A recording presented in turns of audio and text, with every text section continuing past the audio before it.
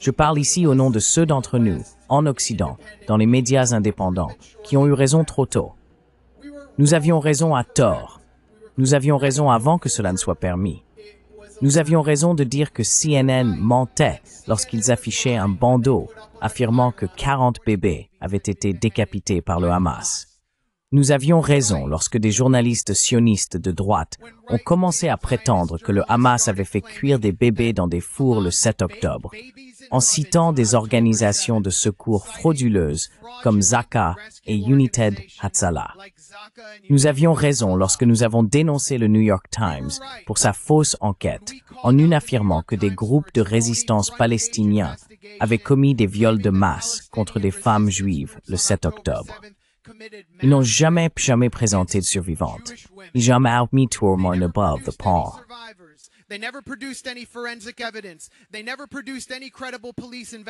Ils n'ont jamais produit d'enquête policière crédible. Ils n'ont jamais rien produit, au point qu'ils ont dû changer toute la définition. Et le New York Times n'a même jamais corrigé son article, alors que pratiquement tous ses témoins oculaires se sont révélés être des imposteurs. Ce qu'il corrige, en revanche, et sur quoi il publie une clarification, c'est qu'un enfant émacié, Mohamed Zakaria Al-Moutawak, qui vit sous une tente avec sa mère, dont le père a été tué sur la plage de Gaza City, qui souffre d'une maladie musculaire, qui ne peut pas obtenir assez de lait, ce qui aggrave sa maladie musculaire. Ils ont publié une correction précisant que cet enfant avait une condition préexistante, cédant ainsi aux sionistes qui accusaient le New York Times d'un crime de sang antisémite pour avoir montré cet enfant en première page.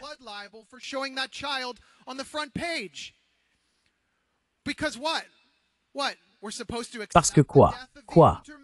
On est censé accepter la mort des Intermentions. C'est ce qu'ils prétendent, et le New York Times leur cède, mais n'a apporté aucune correction à toutes ces enquêtes bidons que nous avons révélées. Nous avons aussi révélé qu'Israël avait tué des centaines de ses propres citoyens le 7 octobre à travers la directive Hannibal. Et pour ces révélations, pour avoir eu raison trop tôt, nous à The Grey Zone avons été attaqués non pas une, mais 2 fois dans des articles de fond du Washington Post, propriété de milliardaires, qui nous a faussement accusés d'être financés par la Russie et l'Iran. Le Washington Post est un ennemi du peuple. Et nous avons été attaqués par Haaretz, pas 1, pas 2, pas 3, mais 4 fois.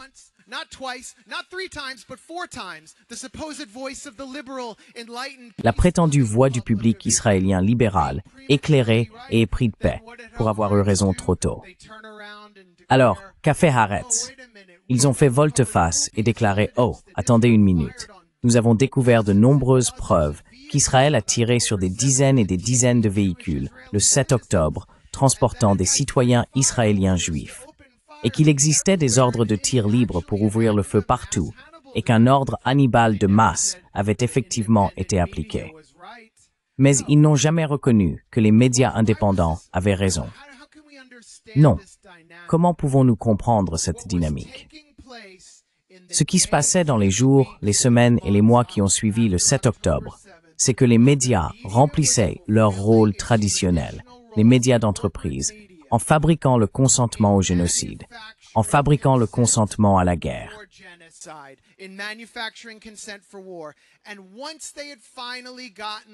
Et une fois qu'ils avaient finalement réussi à faire accepter cela au public, ou à le faire taire, ou à l'effrayer pour qu'ils n'osent pas contester leurs mensonges, et que la machine génocidaire israélienne était lancée à plein régime, détruisant le nord de Gaza, poussant la population vers le sud, avançant sur Rafah pour y perpétrer la même destruction, et que nous avertissions, c'est un génocide, l'équivalent d'Auschwitz arrive. Alors, ils pouvaient commencer à admettre que certains des récits qu'ils avaient propagés étaient incorrects, car le mal était déjà fait.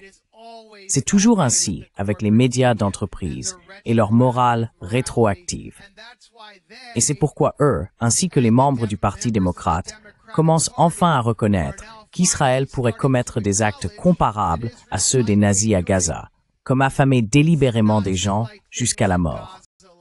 Mais ils le reconnaissent à peine. But they're barely even acknowledging that. Look at this New York Times headline from last month.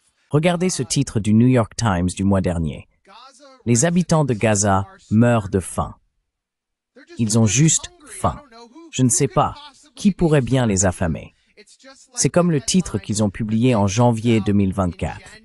Des violences éclatent sur un site d'aide à Gaza. C'est là qu'Israël a massacré des dizaines de personnes venues chercher de la farine sur un site d'aide dans le nord de Gaza. Ils affament les gens depuis des mois, voire des années maintenant. Oh, des violences ont simplement éclaté. C'était comme une émission de Jerry Springer.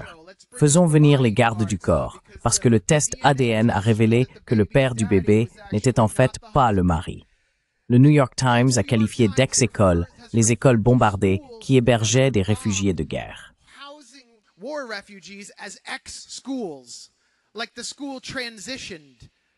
Comme si l'école avait fait sa transition. Comme si ce n'était plus une école et que ces nouveaux pronoms étaient centre de commandement et de contrôle du Hamas. Ne dénommez pas l'école. Voilà le genre de langage ridicule auquel on s'attend désormais de la part d'un journal gangrené par des sionistes radicaux, y compris son rédacteur en chef, Joe Kahn, dont le père était membre de Camera, le groupe de censure du lobby israélien. Pas un, pas deux, pas trois, mais 4 membres actuels ou récents de l'équipe du New York Times au bureau de Jérusalem avaient des enfants dans l'armée israélienne. Ethan Brunner, Isabelle Kirchner, l'actuel chef du bureau Myra Novik, et puis David Brooks, le chroniqueur.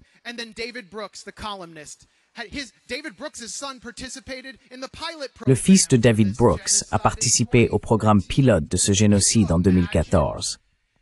Pouvez-vous imaginer si, je ne sais pas, un journaliste palestinien du New York Times avait un enfant qui faisait partie de la résistance?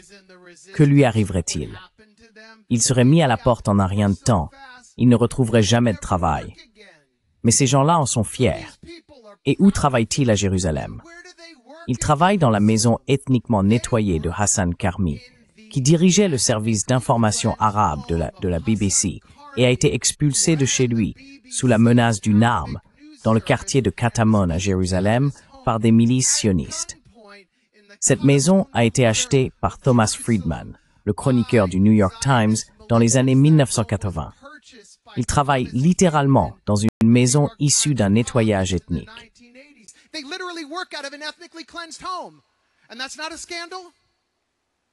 Et ce n'est pas un scandale. Les médias ont rempli leur rôle. Les médias d'entreprise ont rempli leur rôle en tant qu'ennemis du peuple et alliés du complexe militaro-industriel et de l'état de sécurité nationale. Leur rôle traditionnel, c'est que chaque fois qu'ils se préoccupent de la souffrance humanitaire dans un autre pays, comme la Libye, la Syrie ou l'Ukraine, c'est parce qu'ils veulent que nous fassions la guerre à un ennemi officiel. Ainsi, nous les avons vus en Libye inventer des mensonges sur les forces de Kadhafi qui auraient reçu du Viagra pour commettre des viols de masse contre l'opposition, afin de pousser l'OTAN à intervenir militairement, détruire un pays africain, déstabiliser la région, provoquer une crise migratoire et déstabiliser tout le Sahel.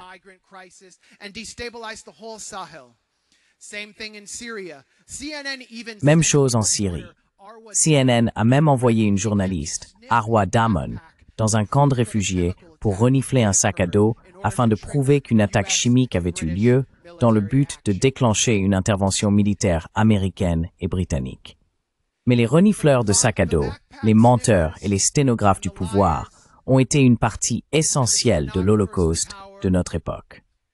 Et maintenant, nous voyons ce qui se passe à Gaza, le massacre de probablement des centaines de milliers de personnes. Nous allons découvrir qu'il y a des centaines de milliers de morts en excès si cela se termine un jour. Car maintenant Israël parle d'occuper totalement Gaza. Nous allons découvrir qu'il s'agit d'un holocauste pire que tout ce que nous avions imaginé. Et ils ont joué un rôle important dans la fabrication du consentement.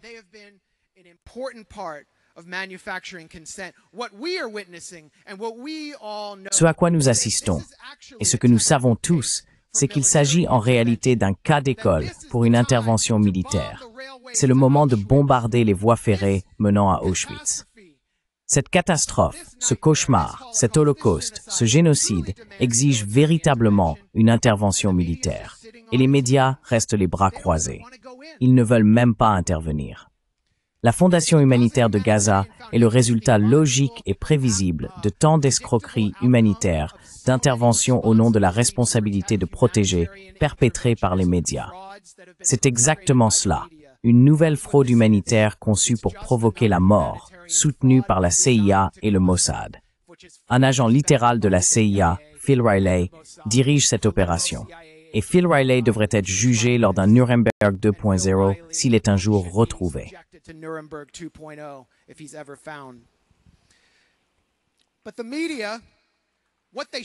Mais les médias, ce qu'ils devraient faire maintenant, la façon dont ils pourraient réellement regagner leur réputation, c'est d'aller à Rafah, d'installer des tentes de presse, de sortir de leurs bureaux climatisés et d'exiger l'entrée à Gaza.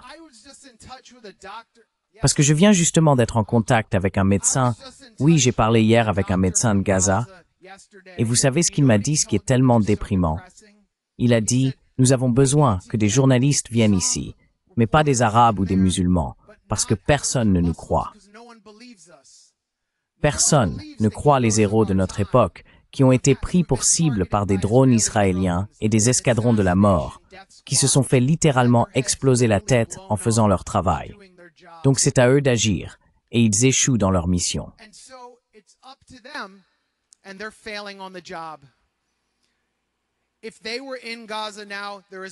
S'ils étaient à Gaza en ce moment, il leur serait impossible d'ignorer ce que nous voyons. Et cela mettrait fin à toute cette opération. Et vous savez pourquoi je pense qu'ils ne le font pas? Parce que lorsque vous mettez fin à ce génocide, vous commencez à placer Israël sur la voie de sa propre destruction.